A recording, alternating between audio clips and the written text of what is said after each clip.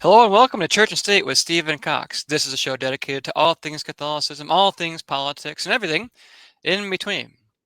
Today's guest is a dear friend of mine, an ally really in this fight for a tradition, who like us is doing some pretty unique things over at Catholic Family News, where he is the production manager and editor, which makes him, in a way, my boss, as I've been writing for Catholic Family News for several years now, and he is now the point person who makes sure those articles are ready to print. Of course, he has succeeded Matt Gaspers in that role. There's a lot I could tell you about Murray Rundus, but I think it's safe for today if we just brought him on and jumped right into it. So, without further ado, Murray, thank you for joining us. Yeah, it's great to be on here, Stephen. I mean, you've been the man the past few weeks. I mean, there's been a lot happening, but it's all good things coming from you. So great to see you. Yeah, thanks for that.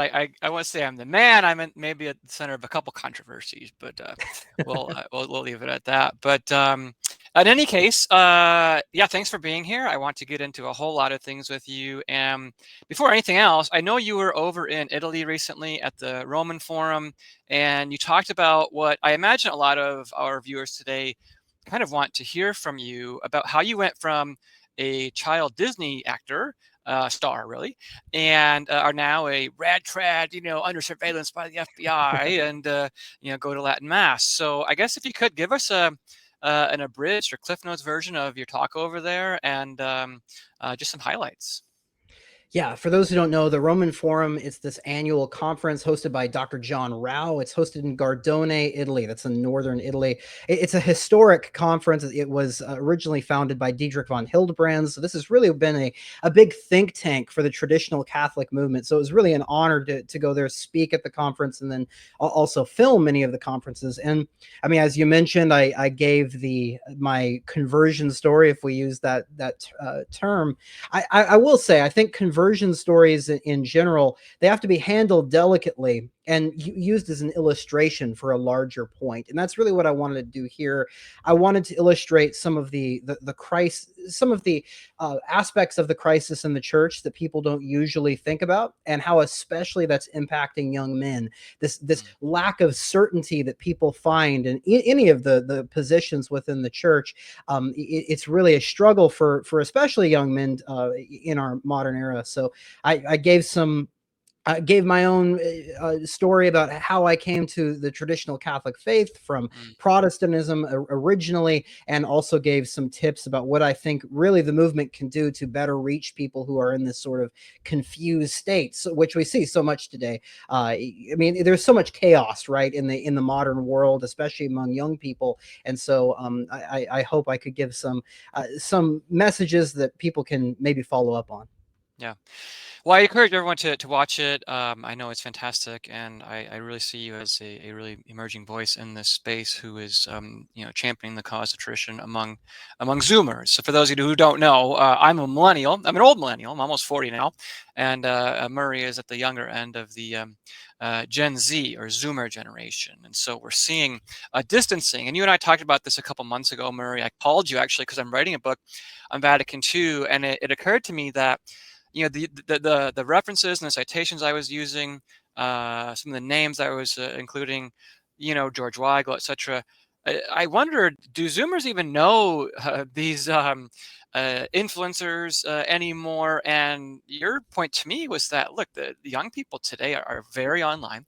They don't have the same familiarity with that John Paul II era of Catholics. And so I guess I just asked, like, the general attitude, or what's your general assessment of young Catholics, not even just like trads, just young people today? Because we hear people like Nick Fuentes, who's capturing a large portion of young men who are very red pilled on a lot of questions, but also you have Catholic Inc. people, invading the space, right? They're not giving up. There's a couple months ago, I think maybe last summer, was the trad recovery program Yeah. out there in Wyoming. So give us your overall assessment of what's going on in this landscape here, and where you see yourself and maybe Catholic Family News is sort of making inroads into all that. Yeah, I think the big struggle nowadays, as I mentioned earlier, is this lack of certainty, and that stems from in the political order, but it's also in the realm of the church.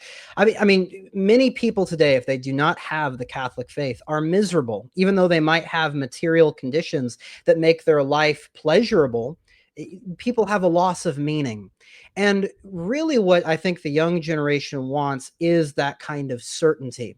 They want a meaning to their life that is really grounding them, that they can actually live without having to live in like a sort of existential crisis day to day. Now, the issue is, of course, is that we live in a crisis in the church. That's something that it really touches every aspect of Catholicism. I talked a lot in my talk uh, about how it really affects the sacraments. My baptism from Protestantism was said to be valid when in reality it was invalid. So I went, over a year in the church with an invalid baptism, receiving invalid sacraments because it was not ecumenical to give me a conditional baptism. So it's touching the sacraments. It's of course touching doctrine as well, the implementation of the Second Vatican Council, and really things in the Second Vatican Council that are in the documents themselves are causing mass confusion. And that's not even to say about that's nothing about the post-conciliar documents and the recent Francis papacy. So people are it's chaotic. Now, what people are doing, what's very different, there's sort of seeds in this that you can see that was maybe planted in the early 2000s. But really what's happening now is people are looking for, uh, as I mentioned, solutions that can give them 100% moral certainty. So rather than before, where you see this enthusiasm about Pope John Paul II, that in many ways was more nuanced, you see people now adopting what's often called the post-traditionalist stance, where people Mm. are saying everything the Pope says is infallible. We're going to go completely with the post-conciliar uh, overturning of things, and they're actually just completely accepting uh, without any criticism of the Novus Ordo reforms or the post-conciliar documents. And that was something that really came out in the Francis period.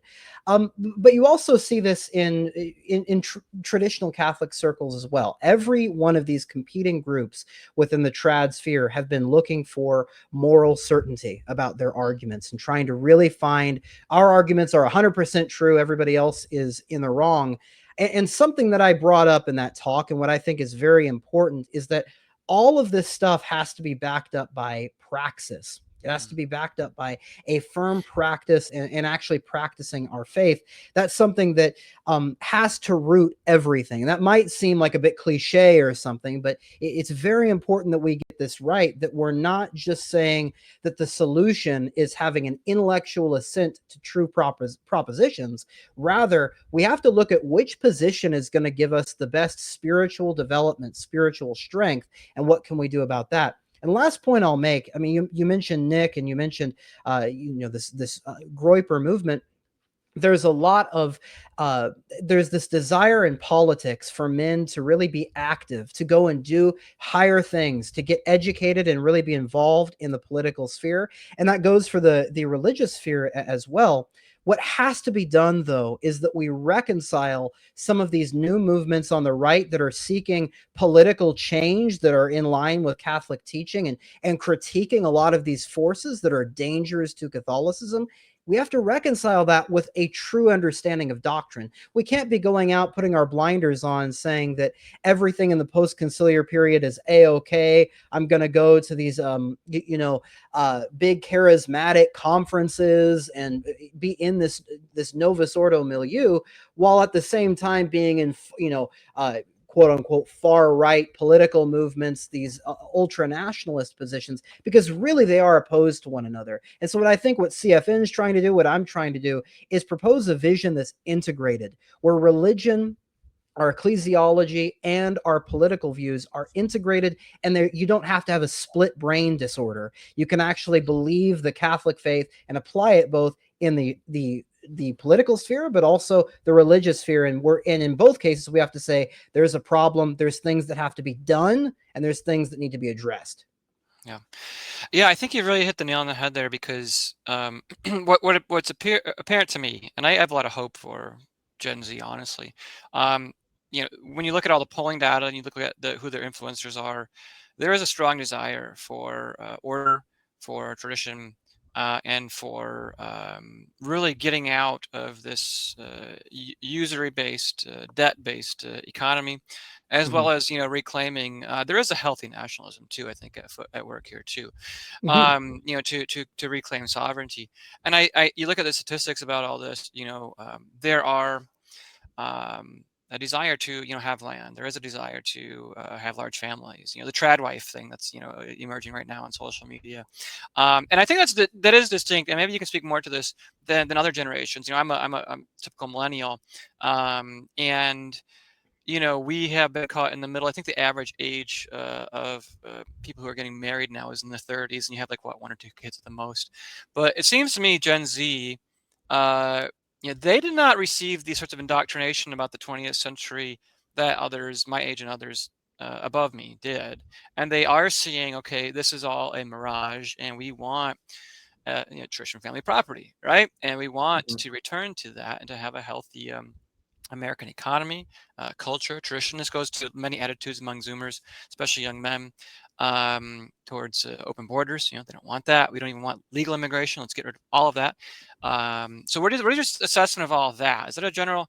It seems to me that that's what the shift is going on here, and that I mean, I have a lot of hope for people under 30. I think a lot of these people a lot of you all are having the right perspective on it. How we affect that change is a little different. But do you agree with me in that assessment? Yeah, I think people in the younger generation see things with a lot more clarity because, as you mentioned, they didn't get that same propaganda. There is disagreement though, even among Zoomers on this. I mean, you mentioned trad wife. That's something that's a very polarizing issue. Among you got people on the Groyper side, you got people on uh, who are very pro that whole trad wife movement, and I think really a way to reconcile it again in this mindset of thinking about integrating our political, our moral, and our religious lives is that, well, in order to facilitate strong families and strong societies, young men have to be strivers, Mm, especially intelligent ones. This is something I mentioned in my talk, is that nowadays we do have institutions that can provide young men with a foundation in order to get into higher education. So you have Catholic schools, and they're to varying extents of orthodoxy. I certainly don't think it's as dangerous to go to higher education in these Catholic schools as it was, say, in the 1980s and the 1990s. And so something I'm a big advocate for is for young men to get educated, and that's sort of different than past mindsets of previous traditionalist generations, which really suggested don't go to higher education, rather go get married young, get into the trades at a young age. I think we're in a position now where young men have to get in positions of influence. They have to get in positions where they can be the movers and shakers, so that we can be the future, so that we can actually lead the traditionalist vision in the future. And in order to do that, men are going to have to make sacrifices. Men are going to have a very strict oriented mindset where we're doing things to better society, we're doing things to better the Catholic Church, and that involves making sacrifices so that we can get into higher positions of power by getting educated, getting in spheres where we can find that influence, make money. I think that's very important. As long as it's motivated by the idea of the true gospel of we're going to do this for Jesus Christ to establish the kingship of Christ. If that's at the center and that's motivating our desires to get into these higher positions, I'm completely an advocate for that, and I think that's mm. the difference for this modern generation. That has to be the focus going forward. Yeah, I'm a little surprised to hear because I mean there has been an upsurge in homeschooling in recent decades, and Mhm. you have seen people like Charlie Kirk, who I'll talk about more in a second. Encourage young men to really kind of not go to college and to say, look, you don't need the woke DEI professors, and just get a trade and to make money that way. What do you say to those people who are saying, well, college is so hostile right now. I mean, go to a trade school, go to a very Catholic school, get educated in the liberal arts, etc. And they're sort of saying, get land that way. Don't go into debt on with college itself. I mean, what do you say to those people who would say, well, what you're saying is not wrong in principle, but maybe like how we go about doing that is maybe not to go the mainstream educational credentialist route, if you will. Yeah, I mean, certainly for some people, it needs to be done where you go to a trade school. Some people are made for that. People have certain gifts, certain talents where that's what they can excel at. That's where they can be the best benefiters for their community, for society, and for their family. And some people are in circumstances where they have gotten married young. They need the income and they get into these often high paying trades. And that can be a way to get into that family centered mindset where you're benefiting the faith, you're propagating children, you're benefiting your family. But what I would say though is that if we abandon all of the intelligentsia, if we abandon all of the institutions to the leftist, or in some ways, more importantly, to the sort of mainstream, I think you used the word Cath Inc. If we abandon everything to them, well, then traditionalism, it's going to have a problem propagating itself. Mm-hmm. And when we have so many very intelligent young people in this movement who really should be excelling in higher fields, whether that's advanced techniques, right? Getting involved in technology and harnessing technology for our day, which is very invested in that, or it's involved in whether it's being in academia and training the future, or in many cases, just getting that degree so you can make connections and make a whole lot of money to propagate this movement in the future. That's very important. And so I simply don't see a future for whether you want to call it the right wing, whether you want to call it traditional Catholicism. I don't see a future for it if you don't have influential people, because you have to keep in mind, we're now moving into a different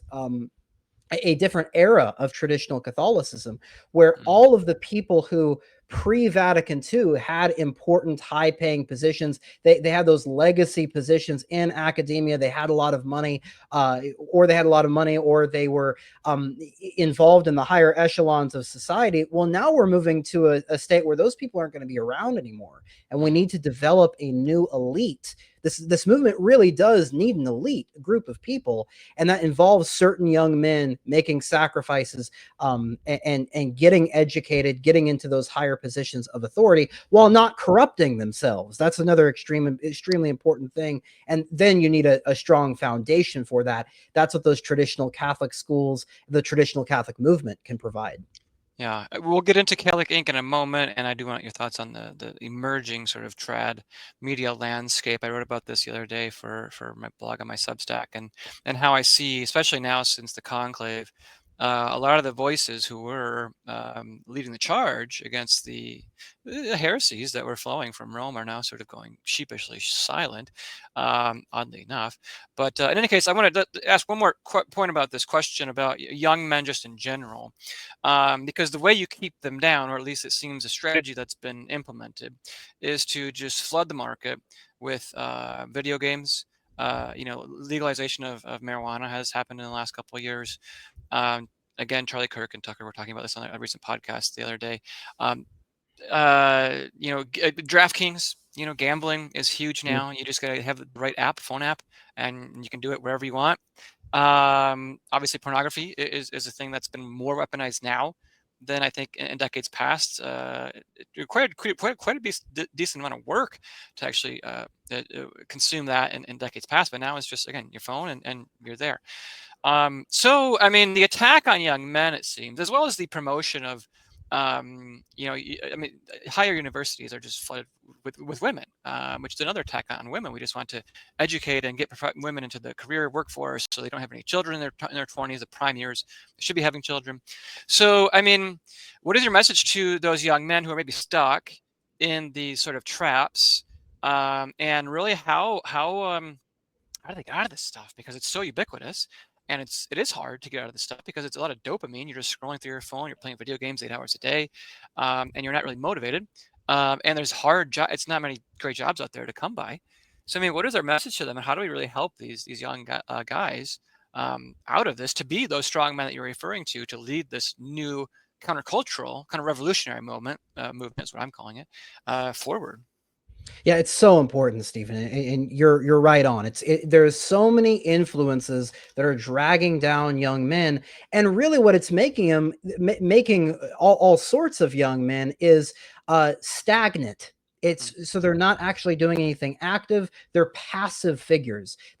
So many young men have been pacified by what's going on in today's culture. And what we need to promote is Catholic excellence, right? This is what Western civilization is all about, people who are great men of history. And so, I sometimes I get some criticism when I've got these books behind me, and I'm doing all the the cliche traditional Catholic stuff. I got the books, I got the suit and tie on, and people are like, well, why, this is just so typical. I do this for a reason. I have these sorts of images there for a reason, which is that these things have to be appropriated and adopted by us. This needs to be a very intelligent movement that reads old books, that understands the old books, and that looks to our culture and truly understands it. And so we have all kinds of things. You mentioned video games. I would also mention modern music. Look, I'm not a Puritan in regards to these sorts of things. I think they can be used in sort of moderation to some extent. But here's what I would challenge young men to do, outside of getting uh the blatantly immoral things completely out of your life, in regards to these pleasures that are really sort of meant to simulate reality, or give us that immediate dopamine hit, like what you see with modern music.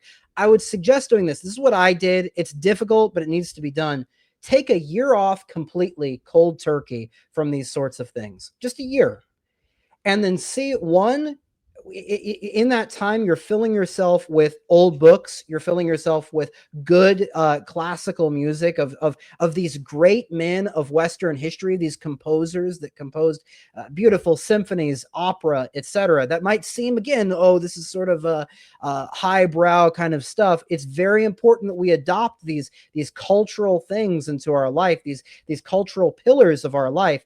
And if we filled ourselves with this extremely important substance of Western culture, the old books and the old music, rather than these entertainment pieces that are meant to just keep us controlled and give us mm. those immediate dopamine hit.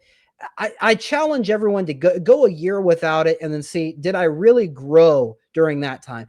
Try learning an instrument, try learning a new foreign language. This is the kind of stuff we need to really provide the elite for the future. Not just getting along to get along. We're going to go day to day. I'm just a Catholic. I go to mass on Sunday, and I'm a normal guy. I don't want to be one of those weird guys. No, we need excellence, and that involves adopting our culture, being normal, well-adjusted people, but really being smart and excelling above the rest. That's the future for the movement. Yeah, I mean, I think you might have some people say a year. I can't even do 2 days without it. But that's just the state of where we're at right now. And I think the course correction you're speaking about definitely needs a major overhaul. And obviously, to go to church, on a regular basis. There's too Right. many young guys, and exercise too. I was a young man once upon a time, and definitely needed that in my life. And the benefits having a healthy body, brings to your spiritual life is hard to underestimate. So it's good sound advice there, Murray. Let's turn now into sort of the more Catholic side of things. We mentioned Catholic Inc. Because there is a counter, or an effort being done now. There's more Novus Ordo Catholics doing what you're doing for the Novus Ordo Church than what you're doing for tradition, and they are very well organized. And this has always been to the credit of the diocesan structure, if you will, that they do groom, in the proper sense of the term, successors, right? And to lead Mm. up these movements in the future. And I mean, just a couple of weeks ago, there was a big scandal actually in the sort of youth wing of what we'll just call it Catholic Inc. It involved a podcaster named Voice of Reason. I think his name is Alex Gerardo. I don't know all the details of that. I'm not going to comment on it. But it seemed that there were some things that he was doing, using his position of influence on shows like Matt Fradd and whatnot, to sort of entice young women. And he was interviewed by a lot of people, including Lila Rose, given a very prominent position by her. I mean, do you have any thoughts on that controversy itself, did that harm the Catholic Inc. youth wing movement? And I mean, where are those folks going wrong? Because they're clearly just repeating talking points, really, in many ways, from the previous 3 generations about, oh, Vatican II, trads are schismatic, they're radicals, blah, blah, blah, blah. We've heard this all before. It's just dressed up on nicer podcasts and on Twitter. And I mean, how do we effectively kind of push back against this? It can't just be like yourself and a few others. I mean, what's the sort of response to all of that? Well, I do think the traditional Catholic movement needs to be willing to be in these sort of spots. It's something CFN's been trying to do more and more, just by being on TikTok, by being on Instagram. Many people aren't there anymore. There are many traditional Catholics, because there's on the one hand, there's a good instinct to say, I'm going to get off of like the doom scrolling 24 hours a day. But I do think in the media landscape, there needs to be an understanding that that is where young people are. They're on TikTok, they're on Instagram, and there's a lot of people who are primed really to hear the message that traditional Catholicism has a complete answer for. People are critical, as I mentioned earlier, critical of these forces that are anti-God. And if we're there and we can actually say, well, we're not just meaning, when we say liberalism is a sin, we're not meaning in this sort of convoluted way that you see these people talk about. I mean, I've seen certain characters will hold up the book Liberalism is a Sin to promote religious liberty, or promote, like, we're going to listen to everything Pope Francis said. It's simply incoherent. People aren't actually really looking at the substance of what the reactionary movement, the counter-revolutionary movement was all about, which is what the traditional Catholic position is really the successor of. It's certainly not what we've seen in the post-conciliar period of trying to reconcile liberalism with Catholicism. That's not what those counter-revolutionaries were about. So I think we just simply need to be in the space. We need to be speaking to young people more, really laying out how our position leads to a solution to fix the problems that we see throughout the world today. And I think we need to be confident in our position of anti-liberalism, of really critiquing some of the nonsense we've seen in the post-conciliar world that deserves really a critical look. Because if we don't have a sort of vanguard that is pushing the church toward, and Catholics in general, towards a more critical understanding of liberalism, then you're just going to end up completely acquiescing to liberalism. So traditional Catholic movement just has to be in those spots, not be afraid to use technology to our advantage, as long as we're doing it in moderation and we're really harnessing it rather than it controlling us. Yeah, I think that's a great answer, because what we're seeing with a lot of those persons in the Catholic Inc. movement is they're not thinking through the consequences, or really looking at what seems to me the voices who've been on the opposite side of the aisle for very long. And a lot of these people in their early 20s, they're sort of just, again, parroting what they've been hearing for a while. But it does seem some of them are sort of I don't know, breaking through the paradigm they've been sort of put into, sort of box they've been boxed into. And what I'm referring to specifically is the charismatic movement. It's these young folks who've been at least enjoying a bit of a taste of tradition with the Latin Mass. That sort of, I think, came from Summorum Pontificum. And, they've been bringing their young families, and they were, exposed to a lot of that.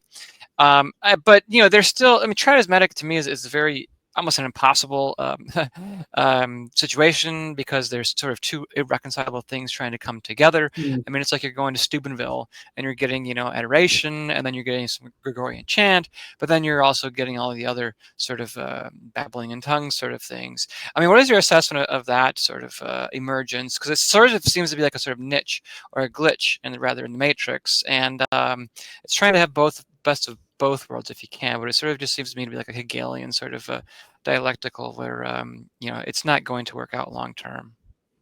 Yeah, I mean, I think what we just saw in Detroit kind of proves that that really can't go much further, right? I mean, you have a lot of charismatics who do see the importance in having conservative doctrine.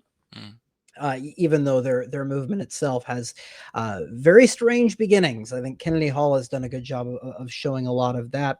And look, eventually they're just going to come into conflict with the hierarchy, because you have many bishops who see it as being a very straightforward thing. This is the agenda. We're going to interpret the post-conciliar documents and the conciliar documents in this very extremely liberal point of view. And simply, many of these, as you said, charismatic people are going to be just tossed by the wayside because they don't fit the agenda. So with many of this, I think it's a bit too simple just to say, pick a side, because I do think people can have nuanced opinions and everything needs to be dealt with on the merit of the position itself.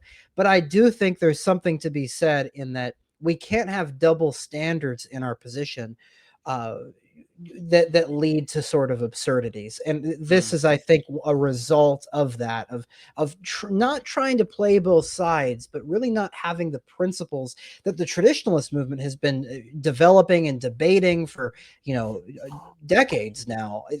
These sort of newfangled movements simply don't have the history in order to deal with this conflict that the traditionalist movement's been dealing with since the 60s. Yeah, and let's talk about the trad movement right now, especially the young people in it. As with every generational shift, every new change, if you will. I mean, this SSPX was founded in 1970, right? That's what 55 years ago. It's pretty old.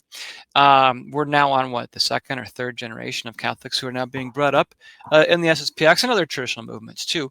But I think the SSPX is obviously the largest of those. And I'm wondering if you're sensing, as I think I'm sensing, because I visited St. Mary's and I visited Walton, Kentucky, where a lot of these hubs of SSPX are at, and I've heard some folks refer to them as Catholic Disneyland, and it's sort of sometimes superficial, and the young people are sort of maybe enjoying themselves too much. I mean, I can tell you, I'm not going out and doing those things. I'm an old guy. I like to sit at home on the weekends. But what is your sense of the younger trads? Are they carrying on the flame of tradition in these places, or is it on the at risk of sort of flickering out? Because I think some might say that the vocations are not there as they used to be. Of course, we thank God for any or even one or two vocations. But is that the sort of sense of things that you're seeing, or what am I getting wrong here about sort of the future of young traditionalists? Well, I'll start off by saying, I am a pro St. Mary's person. I taught there, and that was my alma mater for a little bit. So it's a look. I think what they're doing there is good. Many of these traditional Catholic communities, we can notice various. I think sometimes traditionalists have a tendency to be too picky and think that one issue spoils the whole. When I think things are a bit more complicated than that. I think most things in the world are gray. There's very little black and white. But you're making a good observation, though. I think one that's well founded, which is that you do see a phenomenon in the Catholic Church now with the traditional Catholic movement that is very that's going to be a struggle going forward, which is that traditionally we've seen that sort of converts only have this problem of dealing with uncertainty and dealing with making an active choice to be Catholic. But in reality, the younger generation that was raised in the traditional Catholic movement, they have to make a similar choice. They have to make the choice of, am I doing this just because I was raised in the Catholic faith? I'm doing this because mom and dad said so. Or am I making an active choice? I'm going to be Catholic. I'm going to be Catholic because I believe it's true. And I have been set on fire by the faith because I see the value in it. And the way I think that's done, it's of course by simply being in these traditional Catholic communities, or at the very least having a chapel, having a good priest, having a good community that's able to provide the bare minimum of the faith. But I would also say this is why it comes back to education. Many young people, just because they were raised at a traditional Catholic high school, that's oftentimes not enough. It's not nearly enough in many cases, to provide somebody with the tools necessary to go out in the modern world and defend their faith and be strong in their faith. And that's why you need, you were showing St. Mary's College there on the screen. You need institutions that are able to provide an additional formation to help people go out and actually take on the modern world. I'm not really convinced people are getting that with a simple K through 12 education within the traditional Catholic movement. And I think people need to strive for greater things. Many people, again, there's exceptions to that. There's people who will need to go out and work the trades, and that's a good thing. I'm not discouraging that. I'm not discouraging people going and doing well in the trades, but I am saying that certain people, and I think in general, we need to be saying people need a good, solid formation in order to set their hearts on fire for the faith, so that they're actually choosing, they're willing to love the traditional Catholic faith, not just saying, mom and dad said to do this, so I do this, because that can lead to apostasy. If somebody encounters in the world things that are even slightly contrary to the way they were raised, that can oftentimes completely unravel the whole thing for them. But if they have a formation, if they've reasoned through the faith, through a good formation, through studying the works of St. Thomas, through having good catechesis, through understanding Catholic culture, through literature, culture, music, if they're able to do that, then I think those people are able to fight off the modern world and not be so scandalized or make compromises with the modern world because they don't see any reason not to. So I think, once again, education is the key there. Yeah, and I do think that is a temptation of too many trads, especially when they've gotten, they've gone from Novus Ordo land to now SSPX. They'll just sort of shut off their thinking and, let others do that for them. And, I've been sort of in tradition for more than 12, 13 years now. And I think the situation is such that it continues to change. The dynamics in the church, I think a lot of new questions start to emerge. And I don't think God is done with this particular crisis. I think it's going to require a lot of us to continue to sift through the readings of Archbishop Lefebvre and others, and to say, okay, how does this apply in this situation? What did he truly mean here? And I do believe Catholic Family News is doing a unique service to that, because I know you all just had, we all, right, did a conference on Father Dennis Fahey, and that was a great thing. I think more young seminarians definitely should be learning about him, and all the stuff you're doing at the Roman Forum. So, I mean, where else do you see Catholic Family News playing a role, and to make sure that people, don't just shut off their brains, that they continue to think through these things? Because again, our battle with this doesn't end until our last breath. And so we got to make sure, we're living out what we know is true, and that we need to keep thinking through this crisis. So what is it that Catholic Family News is doing in the future, and to help that? Yeah, something I've been very excited about is our project we're doing over on our locals channel. That's where those Father Fahey talks are at. We can't publish them on YouTube; they would simply get us canceled, because we're taking on these issues head on. I mean, Father Fahey is a controversial figure, but he's one who is nailing all of the issues that are in our modern day on the head completely. And he's speaking from a traditional Catholic perspective. He died before the council, so very important there. But I also think what we're trying to do is, we're doing a lot of things at once. We're trying to get a lot of people in through short videos that people might come across on YouTube, TikTok, Instagram, but really providing people with the reading material and the long lectures, the talks that are that can really provide the substance, to be able to have political analysis, religious and news analysis, which we do over at catholicfamilynews.locals.com, and also on our website, catholicfamilynews.com. You can see articles from Stephen Kokx over there. Our monthly paper just came out for our local supporters. So we have a lot going on over there on locals, on our website, and in the actual physical paper itself. Well, while we're here, tell us a bit more about Father Fahey. How did the conference go, and why did you guys choose him in the first place? I mean, I saw Father McMahon was there, Dr. Kwasniewski, yourself, and others. So, what was the focus of that? Why Father Fahey? Well, I think it's because we realize now, looking at the political order, we haven't talked a whole lot about politics on this show, but I think it's very important that we're understanding that the crisis of today is really a global order that's coming into conflict with the traditional Catholic order. And it's something Father Fahey addressed in his economic writings, where he's saying, look, this economic system is going to strangle proper justice from being able to actually be applied. It's important that we understand the question of Zionism very clearly, because if we don't have a clear understanding of what's going on in the Middle East, we're going to completely misunderstand what is going on in domestic politics, but also why we've seen all of these endless wars throughout the world. And so it's very important to get that right. Father Fahey gets that right. And most importantly, again, he's putting this in a perspective of a timeline of salvation history. What's going on in the Middle East right now is not disconnected from what happened in the Middle East 2,000 years ago. In fact, it's directly connected to it. They are it's part of a singular narrative that we have to understand in order to get these things right. And we're seeing all of our so many of our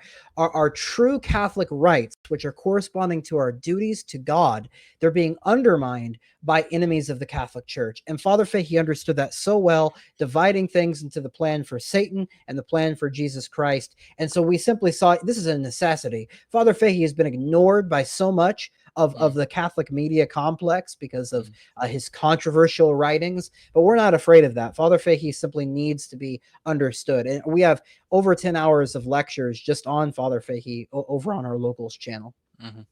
Well, I mean, I suppose last thought here, maybe it's a two-parter. Where do you see the traditional movement now going under Leo? I think you would probably agree with me that those who were most outspoken against Francis have essentially changed their tune. And then secondly, how does, you mentioned politics here, there's an existential issue, battle really between the church and those who are anti-Christ, right? And it seems that this is coming to a head with what's going on in the Middle East, the genocide that's taking place there, right? And everyone's really seeing this now. It's undeniable. And so on those two fronts, where do you see things going in the future?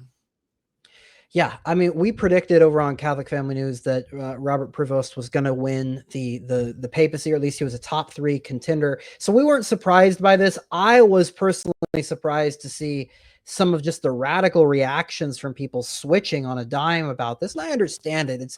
It's a complicated thing to get right. I mean, we're dealing with an American as Pope for the first time. People have mixed emotions about that. People don't know really what to make of this, of Pope Leo XIV. And I think we've published a lot about this already.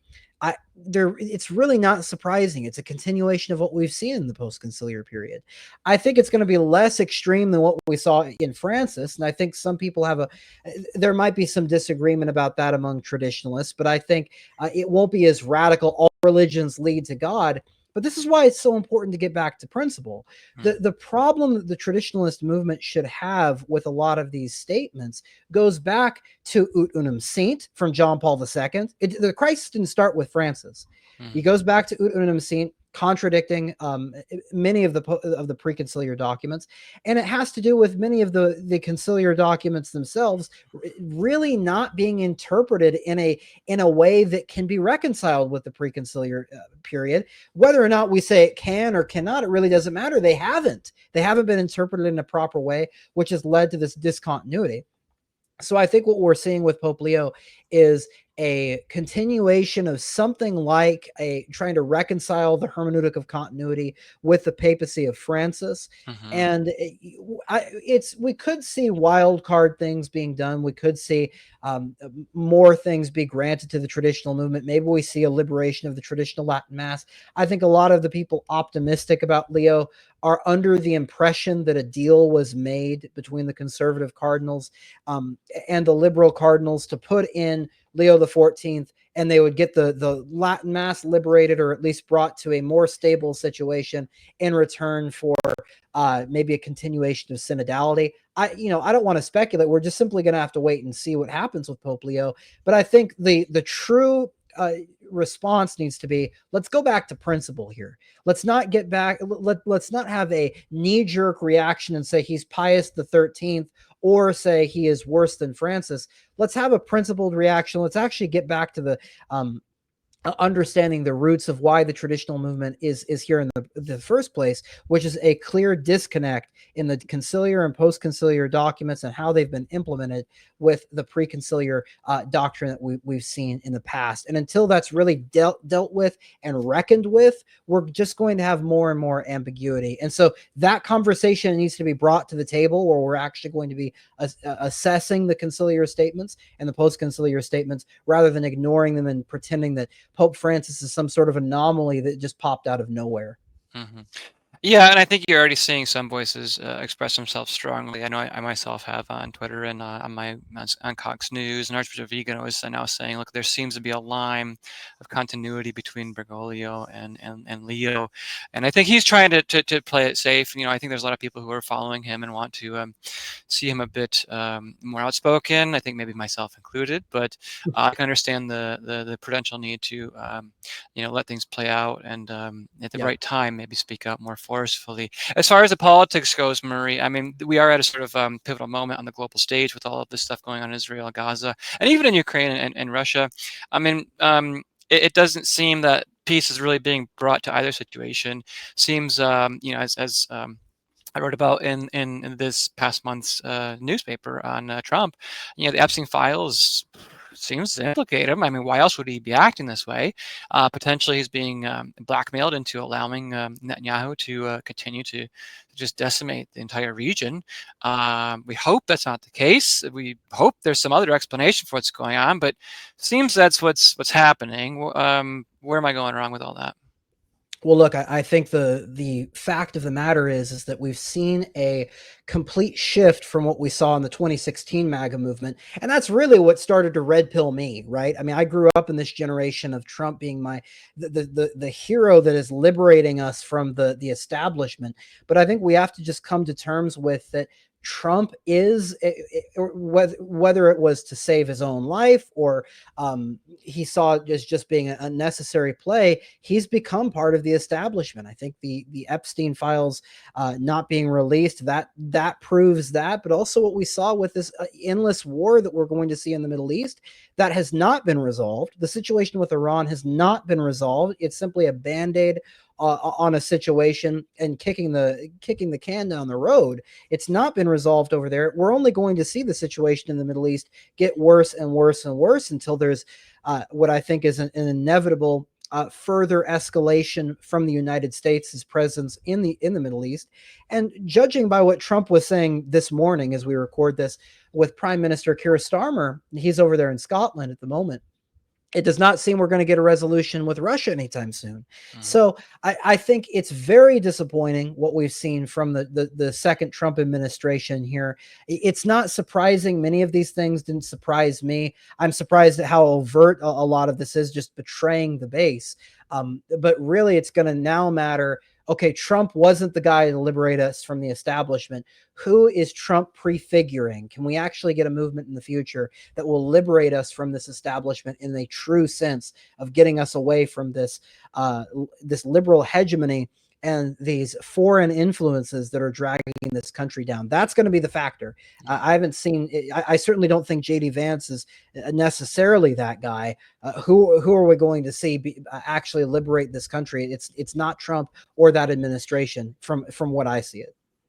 Well, we obviously know the only one who can liberate truly is Jesus Christ, and Right. we in a mass and scale conversion to traditional Catholicism, because other than that, politics really in some ways is, in many ways actually, it won't be saving us. We hope that there's good laws and lawmakers involved with everything, but it seems right now there's a stranglehold on the country. And honestly, this is why I do think traditional Catholics are can play a pivotal role here, because we understand. Father Fahey understood organized naturalism. He understood who those were who were conspiring to control the West, and so it seems to me that traditional Catholics have a lot to say to those young men like Fuentes and others, to say, okay, well, here's the Church's traditional teachings, and just come join join the truth movement, right? Join the counter revolution, because we're seeing the same things. But you guys stop listening to Bishop Aaron and Matt Fradd, because hey, those guys are going to push you the Vatican II, Nostra Aetate,